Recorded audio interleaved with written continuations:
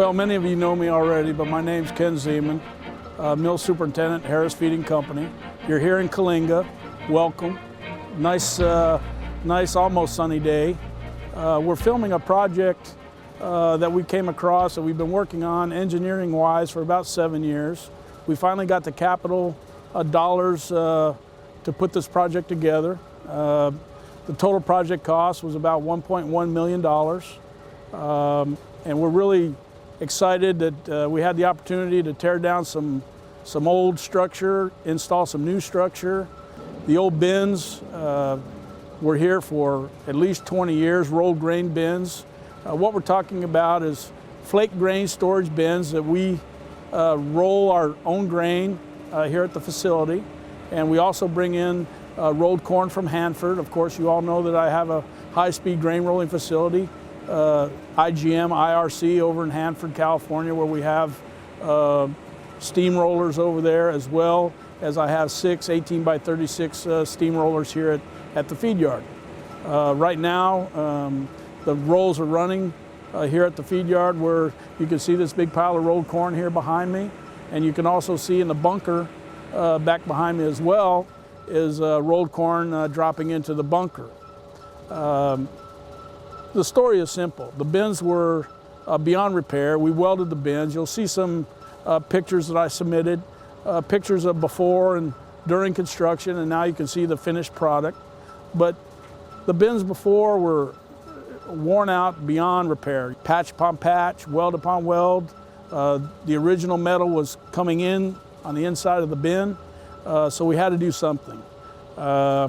Finally, I was able this year to go ahead and put this project together. The engineering firm that helped me with the project was Van Sickle & Allen out of Minneapolis, Minnesota. Bernie Jansen, another guy, Brian Utoff, helped me finish the design work. So we had pre-engineered plans that I submitted to contractors for bids. The bid was actually awarded to a local construction company, Millwright Crew, just new to the kind of millwright construction. Excelsior Construction out of Fresno. Mark Braun is one of their engineers. He's the main engineer there, and he was the construction manager. Also, Marco was their field guy, and so we had about 5 guys during construction. Through the pictures you'll see the tanks behind me were actually welded here on site in pieces. The cone bottoms were welded to the midsection, and then the midsection welded to the top, all as it went up into its frame. There's an internal frame and an outside frame. The internal frame, because the bins are actually sitting on load cells that we put in, so each leg of the bin sits on a load cell. Each bin itself is a subframed 240,000 pound scale. So each bin is a scale, and we're weighing in the corn into the ration on Lawson Way. Very similar to some other applications you've seen in the field, but in the feedlot industry, this is probably one of the first projects of this kind where we're actually weighing flakes in with a bin and metering the flakes into the ration. This old mill was built in 1963. You can see that there's 8 bins on the east side of the new structure. Those are original 8 bins. So those are ingredient bins. There's 2 elevators to feed those ingredient bins. They're in the back. Elevator 7, elevator 8. And you come more towards the west behind me, you can see the new bins and the new augers on top. The whole top of the mill was reconstructed to handle the project, where we had to put in all new conveyors on top to make them longer, of course, because we stretched the whole mill out to the west. Now, we did all this running the old bins, rolling wheat, because this summer we rolled wheat.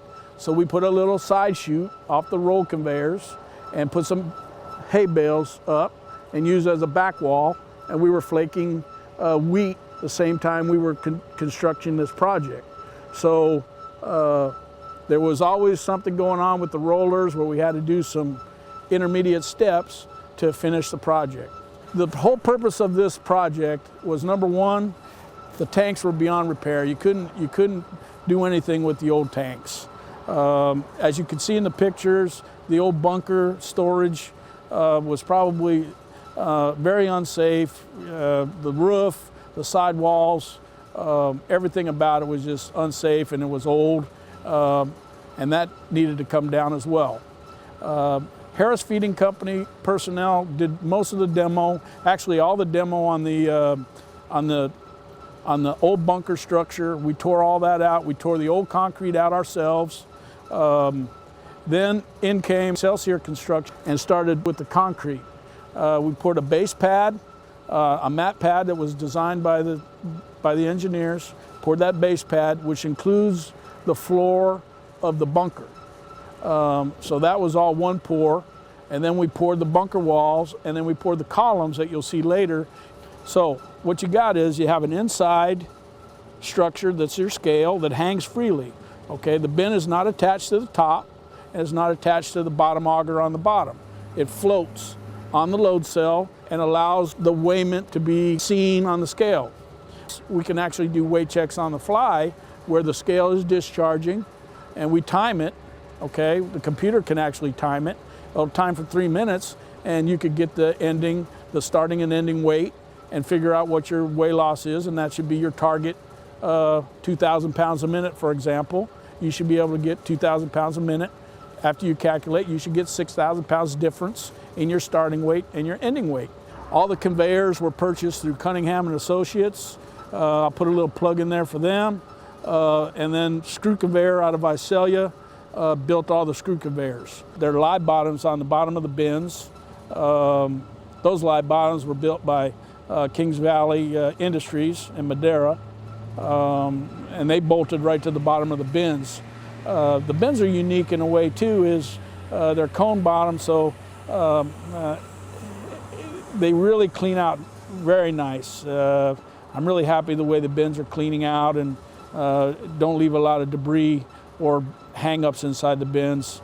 As far as discharge, I'm very happy with the pounds per minute. They're very consistent now. Before, the bins, the old bins had consistency issues. These, you could do weight checks every day, every hour, and it's very consistent. So the bins are discharging really nice, and all the augers, the conveyors are all working great. Everything's working like it's supposed to. I'm really happy with the bottom line project, and I think I want to thank all my crew.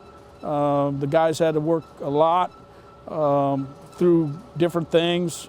I want to thank Gene Eubanks, my maintenance supervisor, Alan Amerson, production manager, assistant plant manager for me, Rogelio Santiago.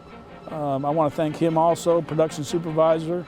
All my guys have been with me for a long time, and my crew worked through a lot of different issues throughout the project, and making sure this thing came together. We all wanted it, and you can see by the results we got what we wanted. Thank you.